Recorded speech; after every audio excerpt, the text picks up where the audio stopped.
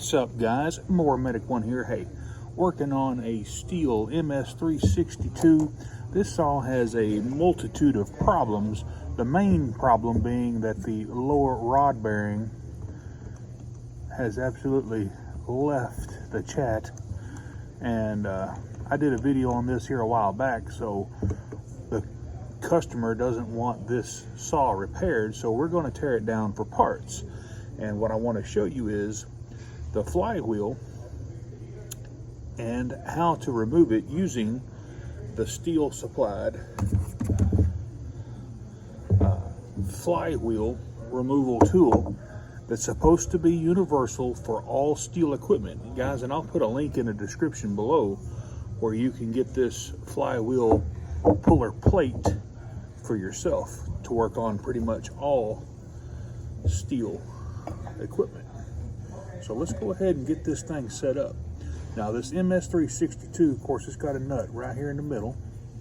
Now I know that you can take this nut off and then you can screw on what they call a knockoff tool, and then you can strike this crankshaft right in the middle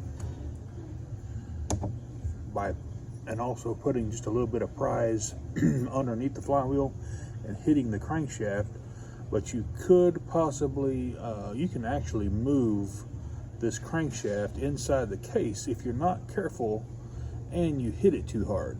You can also damage the end of your crank there. So what we're going to do is we're going to reinstall this nut just to where it's not going to damage the threads. Just screw it on, 2 or 3 rounds, and just leave just enough sticking out to where you'll have enough room for the flywheel to pop. So let's go ahead and get this tool set up, and I'll tell you how I had to gather a few items. Now, these are about a 3-inch bolt from an Echo trimmer. This is the bolts that hold the exhaust on, like a MS231 or so. And they're the same threads as what we need to do down here in this flywheel. They'll screw right into the mounting holes here and here. But what I had to do was kind of modify my setup a little bit, because the puller holes are a little bit big for what I needed, and the screw heads will just go right through. So we need to be able to stop that from happening. So check this out. So what I'm going to do, I've just got a 1/4-inch nut, and then I'm going to put a 1/4-inch flat washer, and then whenever we set this puller over the flywheel, this recessed portion is going to go right here.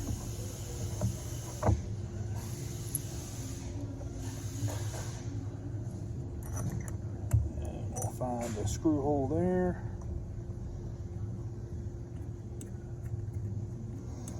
Tighten it until it stops. It's a blind hole down there. And do the same thing on the other screw hole.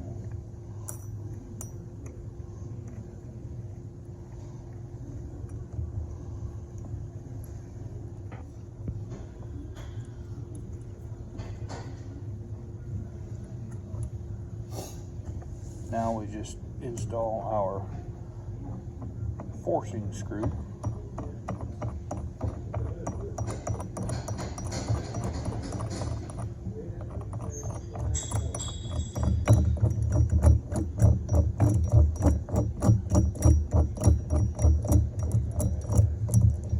So what's going to happen is we need to take up some space right here. So what I'm going to do is I'm going to add about 2 or 3 more of those 1/4-inch nuts. Now this is the setup that I came up with. Obviously you could use shorter screws. I'm using stuff that I had around the shop that I already had. I found these screws in my bolt bin. I found the nuts in my bolt bin. I ended up stacking 4 1/4-inch nuts and 2 flat washers, and the supplied forcing screw is just a metric 8.8, so it's basically a grade 8 metric, but I found a longer bolt in my bolt bin. So what we're going to do, we're going to try to hold this flywheel steady, and we're going to put a wrench on this, and that will force the flywheel up off of the crankshaft. So let's give it a try. All right, I've got my channel locks locking the flywheel down. Let's just see what we can do here. I'm gonna go slow.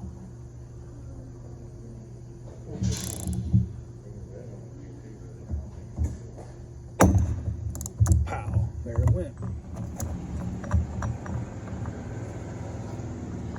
Can't lift it off just yet because the flywheel nut still has it captured. That took quite a bit of force. I don't know if hitting this thing with a hammer would have been the best choice. Let's just see what we got going on here.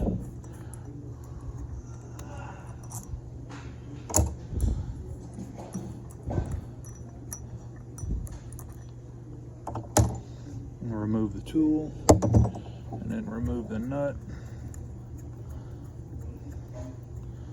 I have a feeling this flywheel key was sheared when this saw locked up.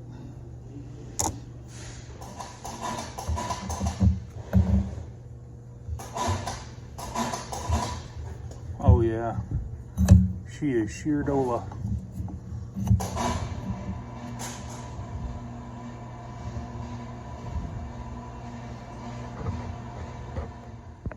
Here's remnants. Here's a piece of it still in the crankshaft. Now these flywheels don't mesh a whole heck of a lot in this key. These flywheels have built-in keys. They don't have a separate key. So whenever these flywheels get messed up, you have to replace the whole flywheel. I know that kind of sucks, but that's just the way it is. Alrighty guys, we got the flywheel off of that MS361, and hey, this will work on just about any small engine that has the provisions for a flywheel puller. This flywheel puller is pretty dadgum universal. It's got a lot of different holes in it. Like I said, I'll put a link in the description below to where you can own one. So anyway, hey, if this helped you out, give me a thumbs up and smash that subscribe button. And while you're there doing that, go ahead and click that bell to get all my new videos. Y'all have a good rest of the day. More Medic One.